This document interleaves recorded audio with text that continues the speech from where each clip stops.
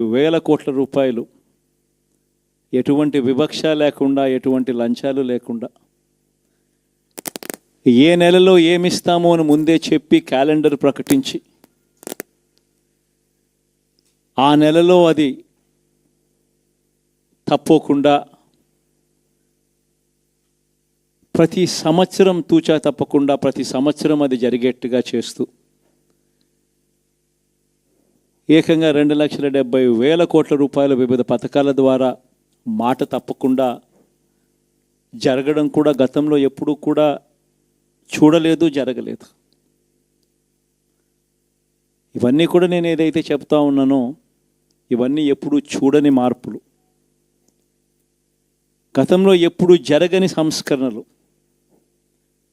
విద్యారంగంలో అయితేనేమి, వైద్య రంగంలో అయితేనేమి, వ్యవసాయ రంగంలో అయితేనేమి, సామాజిక న్యాయం అంశంలో అయితేనేమి, మహిళా సాధికారత అంశంలో అయితేనేమి, గవర్నెన్స్ విషయంలో అయితేనేమి ఎప్పుడు జరగని చూడని సంస్కరణలను కూడా తీసుకొచ్చు. ఇవన్నీ నేను ఏదైతే చెప్తా ఉన్నానో ఇవన్నీ మనం చేసి చూపించి ప్రజల మన్ననలు పొందిన తర్వాతే ఎన్నికలకు వెళ్ళాం. ఎన్నికల్లో ఏమైందో తెలీదు. 5 సంవత్సరాలు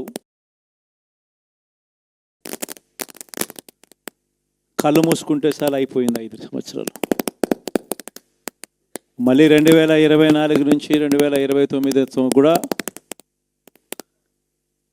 అదే మాదిరిగానే కళ్ళు మూసుకుంటే 2029 కూడా కళ్ళు మూసుకుంటే వచ్చేస్తుంది. ఇవి మనం గుర్తుపెట్టుకోవాల్సిన అంశం ఏమిటి అని అంటే, సినిమాలో ఓన్లీ ఫస్ట్ హాఫ్ మాత్రమే అయ్యింది. గతంలో కూడా ఇదే మాదిరిగా పరిస్థితులు ఉన్నప్పుడు కూడా మనం ఏ మాదిరిగా పైకి లేచాము అన్నది కూడా మీ అందరికీ తెలిసిన విషయాలే. నేను ఒక్కటే మీ అందరికీ చెప్తా ఉన్నా, ప్రజల్లో ఈరోజు మనం చేసిన మంచి ఉంది. ఇంటింటికి మనం చేసిన మంచి ఇంకా బ్రతికే ఉంది. ప్రజల్లో ఈరోజు మనం చేసిన పాలన మీద విశ్వసనీయత అనే పదానికి అర్థం ఈ రోజుకి కూడా ప్రజల్లో ఉంది. గడప గడపకు మనం చేసిన మంచి ఇంకా ప్రజల్లో బతికే ఉంది. మరి ఇవన్నీ ఉన్నప్పుడు మళ్ళీ మనం లేయడం కూడా తథ్యం. కాకపోతే కొంచెం టైం పడుతుంది. ఆ టైం ఇవ్వాలి. ఆ టైం ఇచ్చినప్పుడు, అది జరిగినప్పుడు, పాపాలు పండినప్పుడు ఖచ్చితంగా మళ్ళీ మనం పైకి లేస్తాం. ఈ విషయం ప్రతి ఒక్కరం కూడా గుర్తుపెట్టుకోవాలి. ఎందుకు ఈ మాట కూడా చెప్తా ఉన్నానంటే, రాజకీయాలలో అన్నిటికన్నా ముఖ్యమైన అంశం క్యారెక్టర్, విలువలు, విశ్వసనీయత. ఈ పదాలకు అర్థం తెలిసి ఉండడం రాజకీయాలలో చాలా అవసరం. రాజకీయం అంటే ఎల్లవేళలా అధికారమే కాదు. అధికారంలో లేనప్పుడు కష్టాలు ఖచ్చితంగా వస్తాయి. కానీ ఖచ్చితంగా కష్టాలు వచ్చినప్పుడు మనం ఖచ్చితంగా ఏ రకంగా రియాక్ట్ అవుతామన్నది మన చేతుల్లో ఉంది. విలువలు, విశ్వసనీయత లేని మనిషిగా రాజకీయాలు చేద్దామా, లేదా కష్టాలు వచ్చినప్పుడు ఆ కష్టాలను ఎదుర్కొని హుందాగా నిలబడుతూ మళ్ళీ 5 సంవత్సరాలు కళ్ళు మూసుకుంటే 5 సంవత్సరాలు అయిపోతాయి, మళ్ళీ 5 సంవత్సరాల తర్వాత మన పాలన వస్తుంది, మన ప్రభుత్వం వస్తుంది, అప్పుడు మళ్ళీ మనమే ఆందోళన ఎక్కుతామన్నది కూడా గుర్తుపెట్టుకొని అడుగులు వేస్తామా అన్నది మనలో ప్రతి ఒక్కరూ కూడా ఆలోచన చేసుకోవాలి. ఇదే మన ప్రభుత్వం అధికారంలో ఉన్నప్పుడు కులం చూడలేదు, మతం చూడలేదు, ప్రాంతం చూడలేదు, రాజకీయాలు చూడలేదు, చివరికి ఏ పార్టీకి ఎవరు ఓటు వేశారు అన్నది కూడా చూడకుండా ప్రతి పథకము కూడా డోర్ డెలివరీ చేయించాం. మనం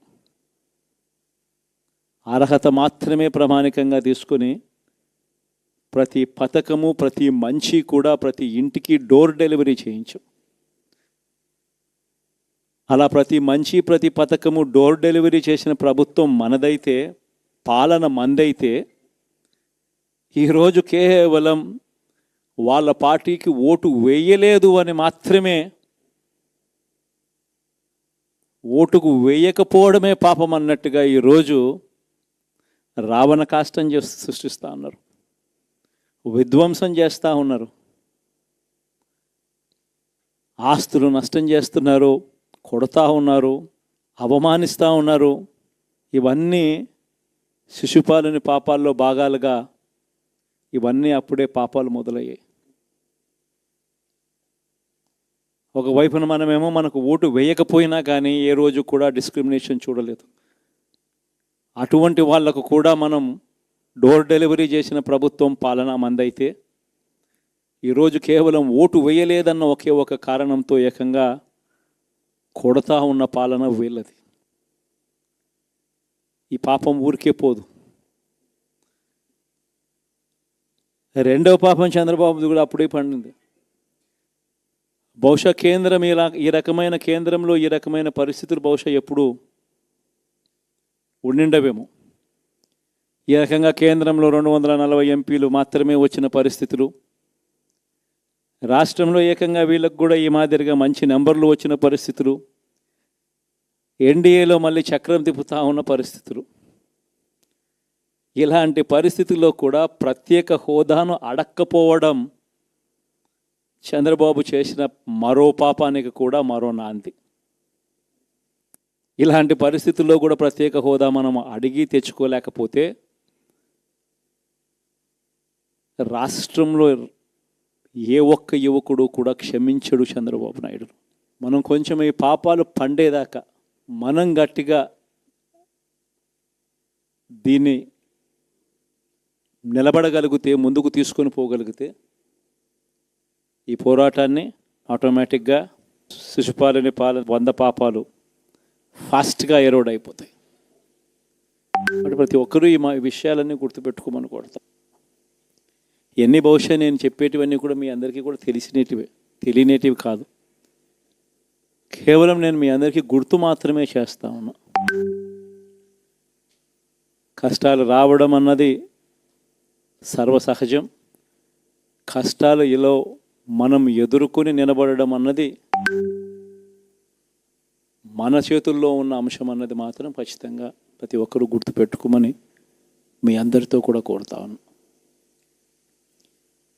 శాసనసభలో, చట్టసభలో మీ సభే అన్నిటికన్నా ముఖ్యమైన సభ అవుతుంది. ఓటు వేయలేదు అన్న ఒకే ఒక కారణంతో మనుషుల్నే కొడతా ఉన్న పరిస్థితుల్లో, మనుషుల్ని అవమానిస్తూ ఉన్న పరిస్థితుల్లో, మనుషుల్నే బలవంతంగా ఆస్తి నష్టం చేస్తూ ఉన్న పరిస్థితుల్లో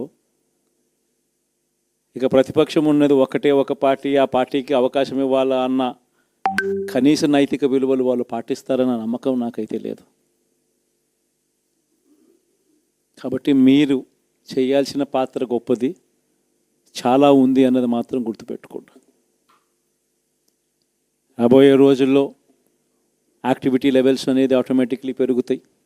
రాష్ట్ర వ్యాప్తంగా ఉన్న కార్యకర్తలందరినీ ఎవరినైతే వాళ్ళు ఇబ్బందులు పెట్టారో ఖచ్చితంగా వాళ్ళందరికీ మనోధైర్యం ఇస్తూ వాళ్ళ గ్రామాలకు వెళ్ళి వాళ్ళకు తోడుగా ఉండే చేసే కార్యక్రమాలు జరుగుతాయి. రాబోయే రోజుల్లో ఇంకా టైం గడిచే కొద్దీ ప్రజల్లోకి వెళ్ళే కార్యక్రమాలు ఇంకా ముమ్మరం అవుతూ పోతాయి. చివరికి ప్రజల్లోనే ఉంటాం. ప్రజలతో కలిసి పోరాడే కార్యక్రమం వేగంగా టైం గడిచే కొద్దీ మనము వేగంగా అడుగులు ముందుకు వేస్తాం. ఒకటి మీ అందరికీ చెప్తా ఉన్నా, ఏకంగా 14 నెలలు పాదయాత్రలు చేశాం. ఆ వయసు ఈ రోజుటికి నాకుంది. ఆ సత్తువ ఈ రోజుటికి నాకుంది. కాబట్టి మీరు మాత్రం ప్రతి ఒక్కరూ గుర్తుపెట్టుకోండి, ఆ టైం వచ్చేదాకా మీ పాత్ర చాలా కీలకం.